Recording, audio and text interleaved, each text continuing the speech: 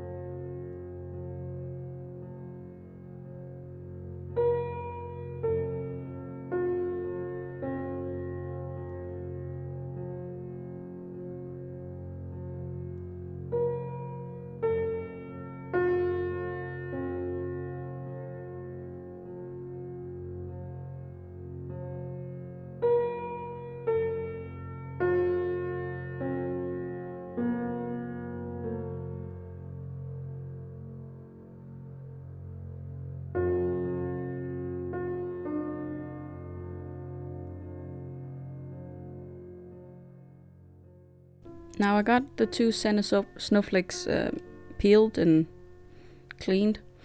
So I'm going to find a circle that fits over top of the die and cut off the panel I need for the front. I'm going to need to cut a hole in the card base and a cover for the front to sandwich the thread in between. I will be temporarily adhering the panel to the front of the card base to get it all straight when I die cut. But first it has to fit marginally. I do leave a few millimeters extra on the front card base, so I can just cut that off by hand when I permanently glue it onto the card base.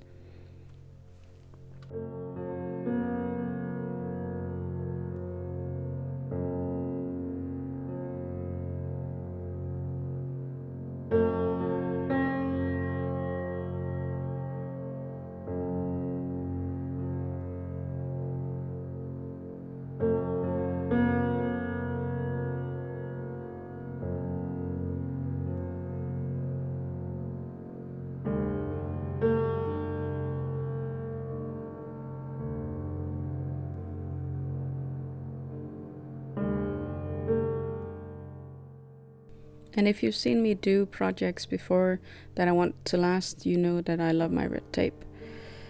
And this is no exception. I'm trying to get it to stay in the center, giving it as much room as possible to hold on to the thread. You can barely see the thread here. It's supposedly invisible when you sew with it. It's for fabrics that have a lot of pattern and things that you can't really match up a thread with it, but I mostly use it to hang up things because it looks like things are floating. Especially at Christmas, that's really nice effect. But here I have the thread sandwiched between 2 pieces of tape on either side of the circle, and now I just have to glue on the panel. That's so easy to say, isn't it?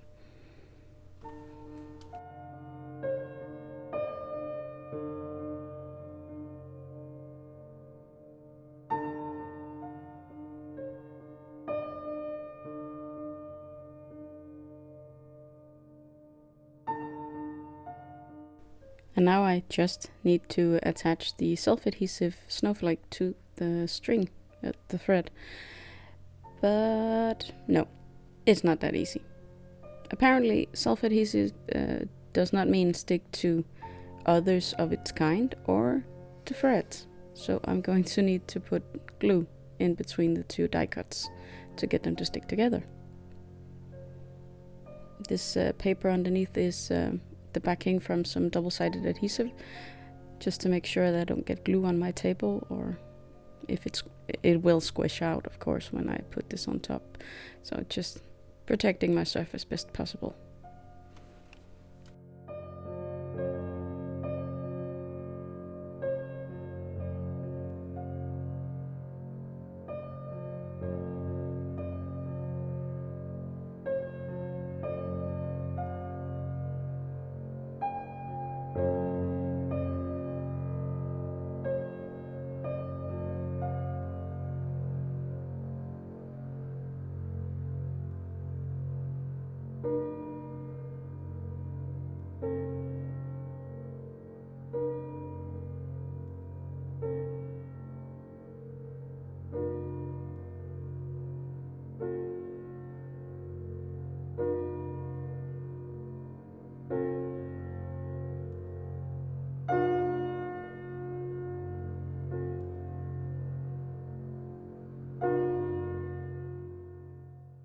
After separating all the other snowflakes from the dies and cleaning those out, I can put these on the card base. And here they actually want to stick.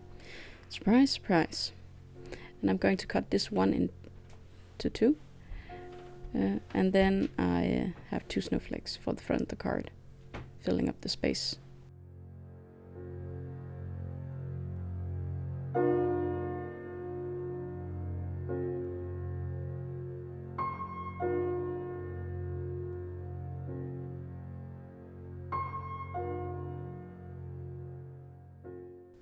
Now I just have to do it all over again. And I choose to try out a different cardstock. I did like the white on white, but it was just too much work with the self-adhesive paper. So I'm trying out the silver glitter paper, and it's just going to give me a different set of troubles. Apparently the part with the glitter isn't stuck to the paper part as well as it should be. But I'll work through it. I'll get there in the end. You'll see.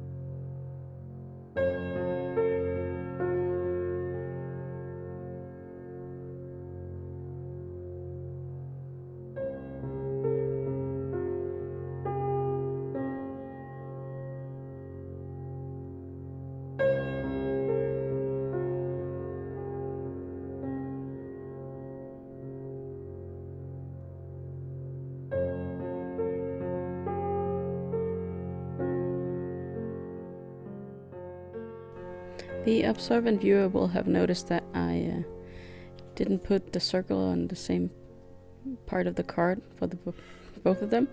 That was a mistake. It wasn't on purpose, but it doesn't matter. They still look nice. But when I got to this point, I was pretty sure I was going to need a sentiment. There was something missing. And here I'm just going to test out that it actually does spin. And it does. The white one was a bit soft when I first glued it, but it stiffened up after the glue dried, so that was a good thing. When I went through my stash to try and find a decent sentiment for this, and the best one I could come up with was this Happy Winter. So I'm going to go for that, but I have to jump through a few hoops to find out how to do it, especially when dealing with the white on white card. I didn't want anything that stood out too much. So I'm trying out different grayings I own to see if any of them are light enough to be on the card and pass for white-ish.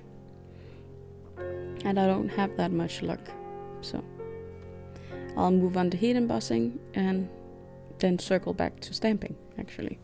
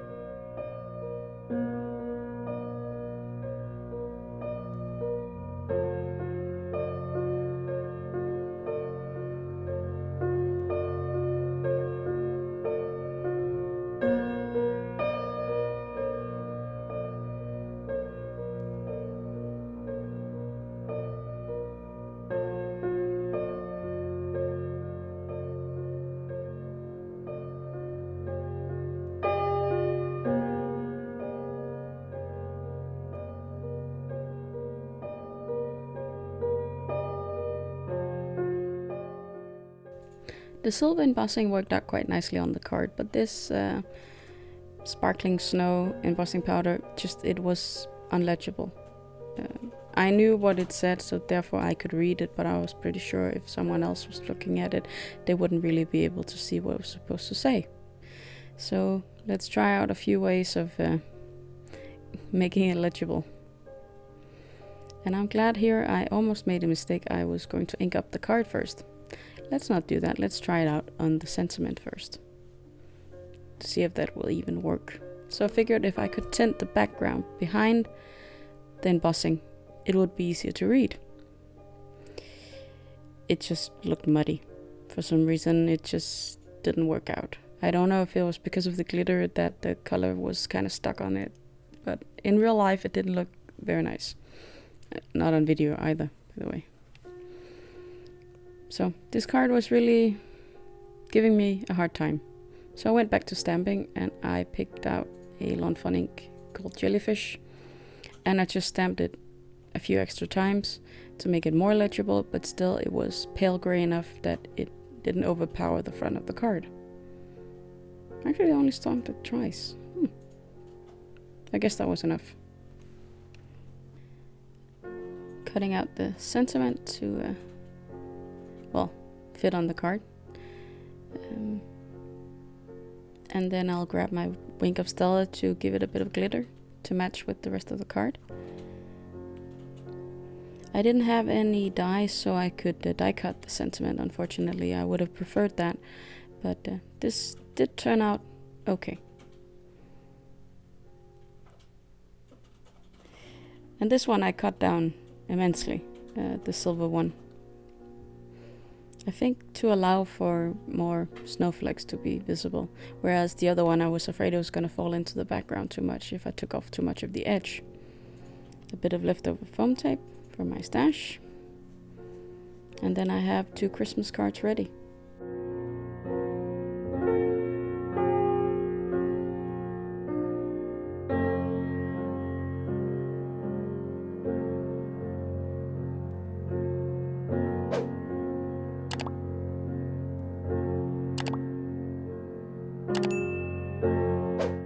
And that is the cards of the week. I hope you enjoyed it and that you'll return next week. Until then, I hope you'll be having a good day, evening, or night.